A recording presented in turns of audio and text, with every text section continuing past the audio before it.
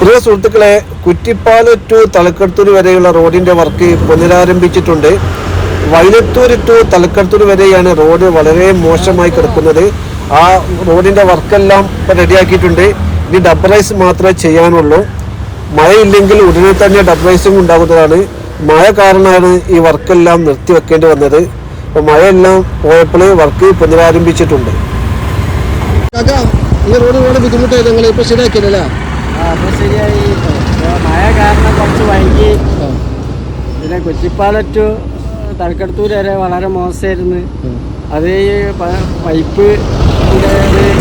Pipe കൊണ്ടുപോകേണ്ട പ്രശ്നം ഉണ്ടായതുകൊണ്ട് താന്ന് പോവുകയാണ്. അപ്പോൾ ആ കാരണത്താൽ കുറച്ച് വൈകി.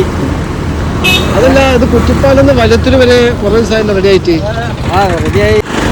മഴ കാരണം ആളുകൾ നിർത്തിവെക്കാൻ പറഞ്ഞത് നിർത്തിവെച്ചാണ്. അത് കാരണമാണ് പണി മുടക്കിപ്പോയത്. ഇനിയിപ്പോൾ ഡബ്ബറൈസ് എടുത്തുണ്ടാവില്ല? ഇനിയിപ്പോൾ ഉണ്ടാവും. പെട്ടെന്ന് മഴ ഇല്ലെങ്കിൽ പെട്ടെന്ന് ഉണ്ടാവും.